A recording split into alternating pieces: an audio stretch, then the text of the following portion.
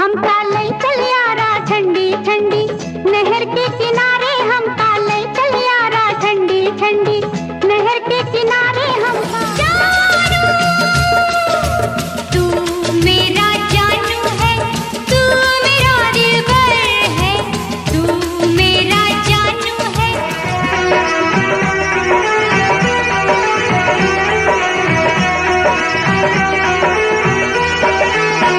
88 और 90 के दशक के भारतीय हिंदी सिनेमा में एक ऐसी अभिनेत्री थी जिन्होंने अपनी बेमिसाल खूबसूरती, दिलकश अभिनय और नृत्य की जादुई कला से दर्शकों के दिलों पर राज्य किया। चूड़ियां खनकी खनकाने वाले आ गए, चूड़ियां खनकी खनकाने वाले आ गए। ये थी मीनाक्षी शेषाद्री, जिन्हें उनके असली नाम शशिकला के नाम से भी जाना जाता था। उनकी एक मुस्कान और नृत्य की लय में वह आकर्षण था जो सिनेमा घरों को खचाखच भर देता था। कोई गीत बनाओ मेरा जी चाहे, तू नाचे मैं गाऊं मेरा जी चाहे। लेकिन इस चमकदार सितारे की जिंदगी में कई ऐसे काले साए आए जिन्होंने उन्हें हमेशा के लिए भारतीय सिनेमा से दूर कर दिया। आइए जानते हैं। इस दुनिया में मैं बिल्कुल अकेली हूँ। अरे मेम साहब, आंसू मत बहाओ। आइए जानते हैं मीनाक्षी शेषाद्री की प्रेरणादायक और दुखद कहानी, उनके सुनहरे करियर से लेकर उनके जीवन की त्रासदी तक।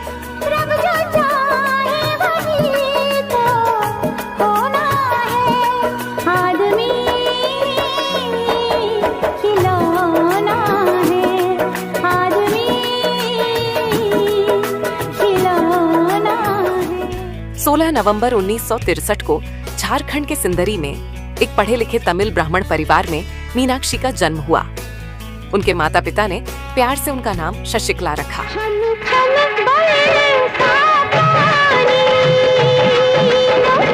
बन गई प्रेम पिता एक कृषि कंपनी में कार्यरत थे, जबकि माँ एक गृहिणी और प्रशिक्षित भरतनाट्यम नृत्यांगना थीं। माँ ने मीनाक्षी को छोटी उम्र से ही भरतनाट्यम सिखाया, जो बाद में उनकी पहचान बना।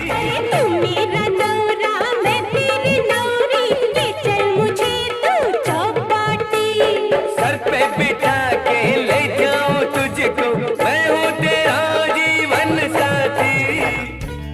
स्कूली पढ़ाई पूरी करने के बाद मीनाक्षी ने दिल्ली में उच्च शिक्षा के लिए कदम रखा।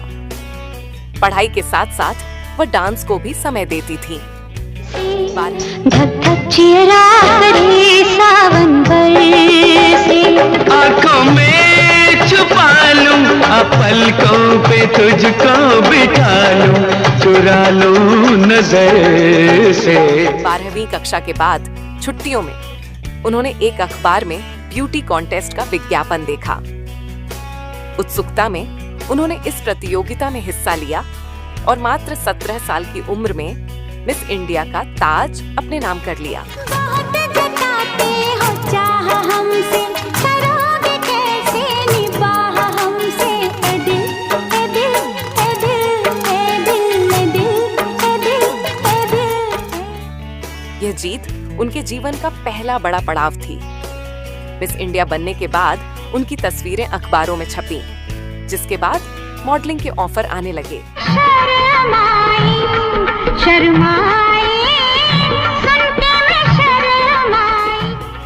लेकिन किस्मत ने उनके लिए बॉलीवुड का दरवाजा खोल दिया। साजन मेरा उस पार है, मिलने को दिल बेकरार है। मीनाक्षी जब अपनी बहन के पास बॉम्बे में थीं, तब मशहूर अभिनेता निर्माता मनोज कुमार की नजर एक अखबार में उनकी तस्वीर पर पड़ी। वह अपनी फिल्म पेंटर बाबू के लिए नया चेहरा तलाश रहे थे। मीनाक्षी की खूबसूरती ने उन्हें इतना प्रभावित किया कि उन्होंने बिना स्क्रीन टेस्ट के उन्हें साइन कर लिया। मीनाक्षी ने अपने माता पिता से सलाह ली और उनके समर्थन के बाद 1983 में पेंटर बाबू से बॉलीवुड में डेब्यू किया। हालांकि यह फिल्म बॉक्स ऑफिस पर ज्यादा सफल नहीं हुई, लेकिन मीनाक्षी की खूबसूरती और अभिनय ने दर्शकों का ध्यान खींचा। इसके बाद मशहूर निर्माता निर्देशक सुभाष घई ने उन्हें अपनी फिल्म हीरो 1983 में मौका दिया। सुभाष घई ने उनके असली नाम शशिकला को बदलकर मीनाक्षी रखा, जो उनकी फिल्मी पहचान बनी। जैकी श्रॉफ के साथ हीरो ने बॉक्स ऑफिस पर धमाल मचा दिया। फिल्म की कहानी, गाने और मीनाक्षी जैकी की जोड़ी को दर्शकों ने बेहद पसंद किया।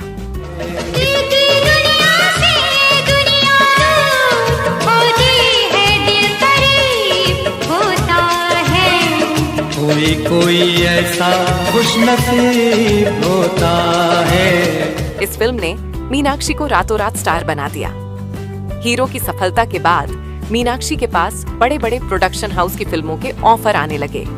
उन्होंने मेरी जंग, बेवफाई, मुकद्दर का फैसला, शहंशाह, गंगा जमुना सरस्वती, घायल, बड़े घर की, बेटी, दामिनी और घातक जैसी ब्लॉकबस्टर फिल्मों में काम किया।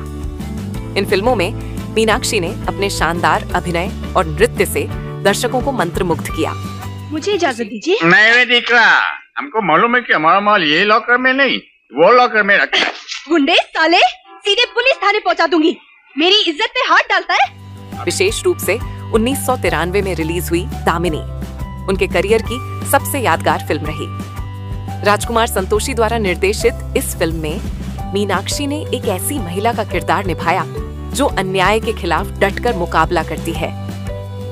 इस फिल्म ने न केवल बॉक्स ऑफिस पर कमाल किया, बल्कि मीनाक्षी और सनी देओल की जोड़ी को भी अमर कर दिया। आज भी लोग मीनाक्षी को दामिनी के किरदार के लिए याद करते हैं। मोरी रानी जला दे ये जवानी, उठने दे दिल में धुआं।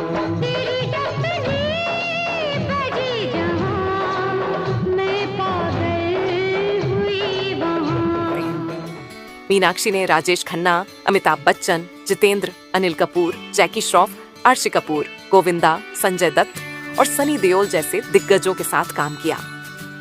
उनकी हर फिल्म में उनका अभिनय और खूबसूरती दर्शकों को आकर्षित करती थी।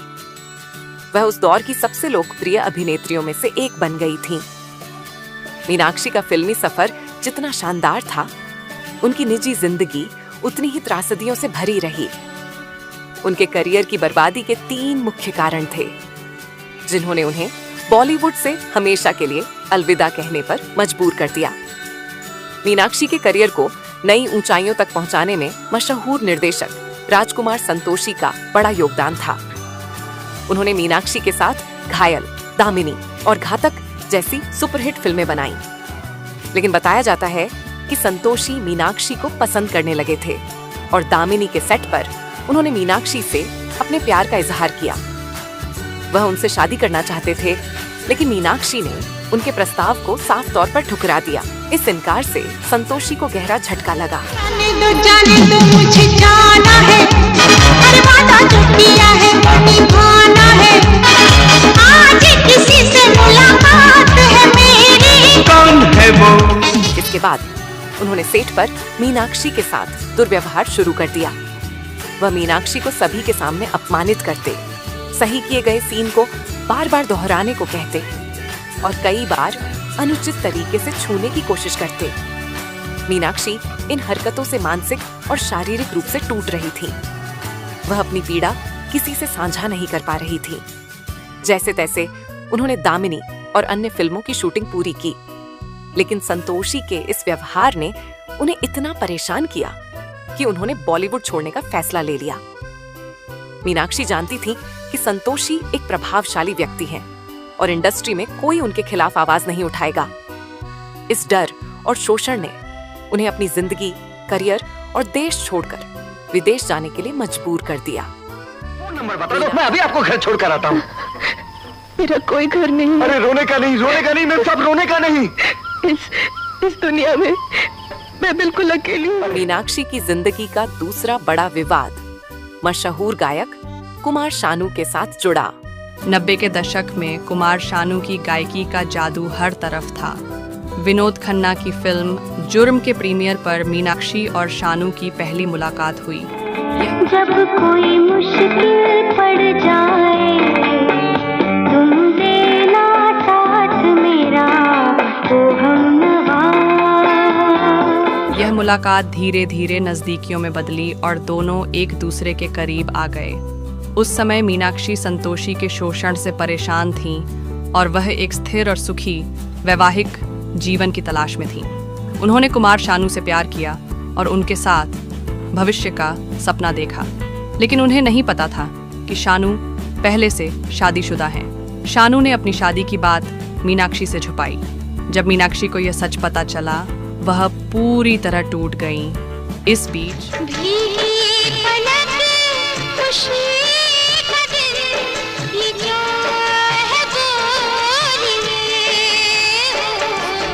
शानू की पत्नी रीता भट्टाचार्य को भी मीनाक्षी के साथ उनके रिश्ते की खबर मिली। रीता ने शानू से इस बारे में सवाल किया, जिसे उन्होंने स्वीकार कर लिया। इसके बाद उनके घर में तनाव बढ़ गया और 1994 में रीता ने शानू से तलाक ले लिया। प्रकरण में मीनाक्षी की कोई गलती नहीं थी। 4 दिनों दा प्यार और बड़ी लंबी जुदाई। लेकिन मीडिया और लोगों ने उन्हें ही दोषी ठहराया। मीनाक्षी को शानू की शादी टूटने का जिम्मेदार माना गया। इन आलोचनाओं और तानों ने मीनाक्षी को और दुखी कर दिया। मीनाक्षी ने अपने करियर में कई सुपरहिट फिल्में दी और अपने अभिनय से दर्शकों का दिल जीता। लेकिन यह आश्चर्यजनक है कि इतनी प्रतिभाशाली अभिनेत्री को कभी किसी फिल्म के लिए कोई अवार्ड नहीं मिला। ये भारतीय सिनेमा के लिए एक बड़ा सवाल है कि मीनाक्षी जैसी अभिनेत्री को सम्मान क्यों नहीं दिया गया। कई लोग मानते हैं बाली उम्र ने मेरा हाल हो किया, बाली उम्र ने मेरा हाल हो किया, जान छुड़ा ली मैंने दिल दे दिया। मानते हैं कि इसके पीछे कोई साजिश हो सकती है। शायद किसी ने अपनी निजी दुश्मनी या गुस्से में मीनाक्षी को अवार्ड से वंचित रखा। इन तमाम विवादों, शोषण और धोखे ने मीनाक्षी को पूरी तरह तोड़ दिया। वह आलोचनाओं, अपमान और तानों से तंग आ चुकी थीं। कहाँ जाऊँ जाऊँ कहाँ राह दिखा जा मितवारे, ओ मितवा। आखिरकार उन्होंने अपने परिवार की सलाह पर बैंक इन्वेस्टर हरीश मैसूर से शादी कर ली। शादी के बाद वह अपनी कमाई, इज्जत, करियर और देश को छोड़कर हमेशा के लिए अमेरिका चली गई।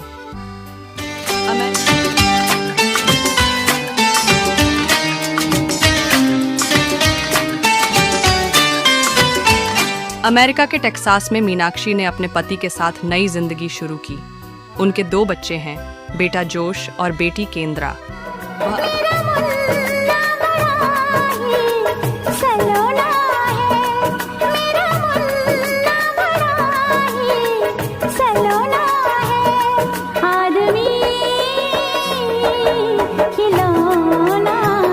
वह अब टेक्सास में चेरिश डांस स्कूल चलाती हैं, जहां वह भरतनाट्यम और कुचिपुड़ी नृत्य सिखाती हैं।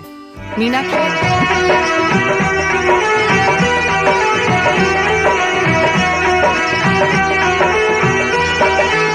अब एक शांत और सुखी जीवन जी रही हैं, जहां वह किसी डर या साए से मुक्त हैं। मीनाक्षी भले ही आज बॉलीवुड का हिस्सा न हो, लेकिन उनकी फिल्में और उनका जादू आज भी लोगों के दिलों में बरकरार है। वफादारी की वो रस्में निभाएंगे हम तुम कसमें, एक भी सांस जिंदगी की जब तक हो अपने बस में।